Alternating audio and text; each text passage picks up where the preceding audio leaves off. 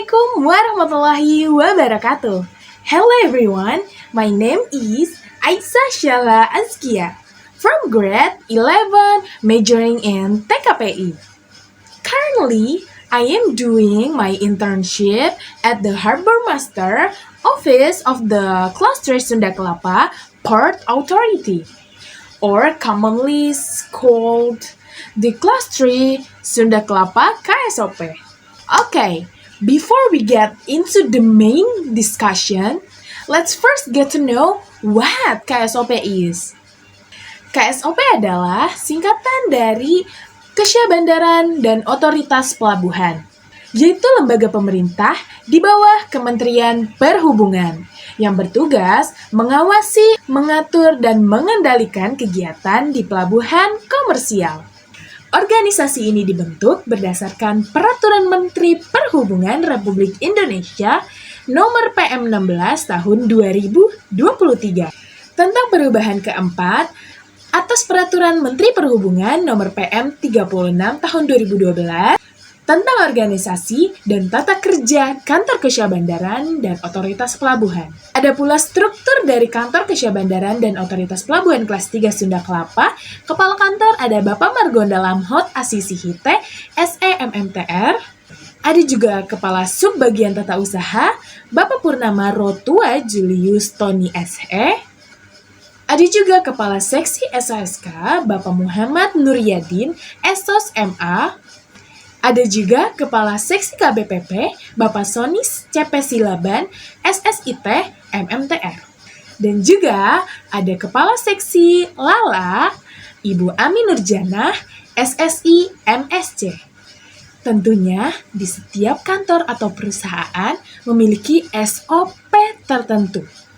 Baik, inilah SOP dari divisi saya yang ketika kita berterjun ke dunia lapangan. Yang pertama, menggunakan celana panjang. Yang kedua, menggunakan helm. Yang ketiga, menggunakan sepatu kets atau sepatu safety. Yang keempat, menggunakan life jacket. Dan yang terakhir tentunya kita harus datang tepat waktu di jam 08.00. Di kantor yang saat ini saya tempati untuk PKL, ada 4 divisi. Yang tentunya dari keempat tersebut memiliki tugas yang berbeda-beda. Yang pertama, ada TU atau Tata Usaha. Pada saat itu, saya bertugas melayani pelanggan yang ingin menggunakan jasa perbaikan buku pelaut, membuat buku pelaut baru, perpanjangan buku pelaut, ataupun sijil off dan sijil on. Dan yang kedua, saya berada di LALA atau Lalu Lintas Angkutan Laut.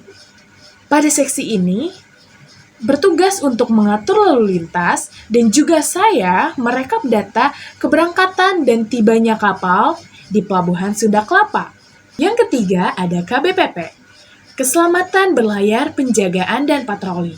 Pada seksi ini, pada divisi ini, saya bertugas itu untuk mempatroli atau terjun ke lapangan, ke laut, dan memeriksa kapal yang baru saja tiba di Pelabuhan Sunda Kelapa, itu kapalnya apa namanya, dan juga dicek berkas-berkasnya apakah lengkap atau tidak. Dan yang terakhir, yang keempat, itu ada SHSK atau Seksi Status Hukum dan Sertifikasi Kapal.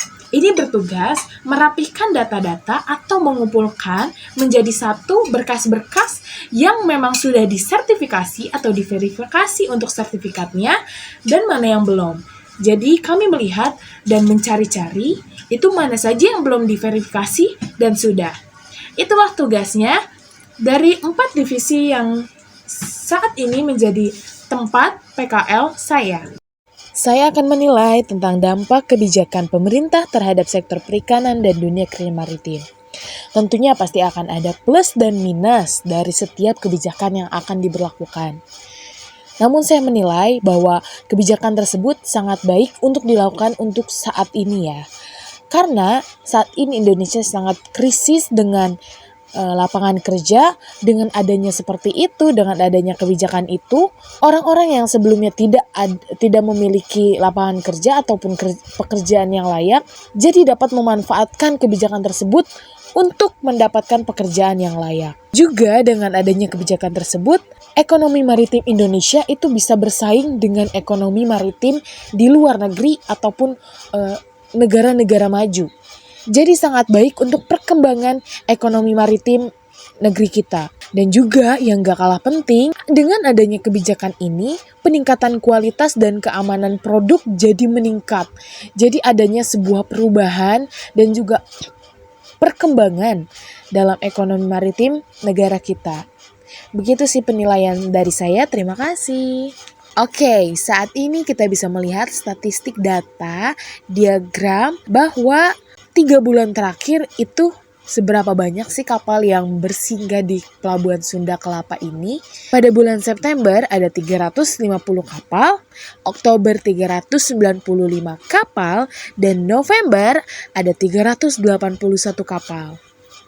Dilihat dari data saat ini, pada bulan Oktober itu memiliki kapal ataupun kapal terbanyak yang bersinggah dalam 3 bulan terakhir. Dan yang paling sedikit itu ada di bulan September. Mungkin juga banyak dan sedikitnya kapal itu dipengaruhi oleh cuaca dan kondisi cuaca pada saat ini. Pasti para nakoda, para kapten itu memperkirakan cuacanya akan seperti apa sih di bulan ini, di hari ini, di tanggal ini. Apakah memungkinkan untuk berangkat pada bulan tanggal hari itu?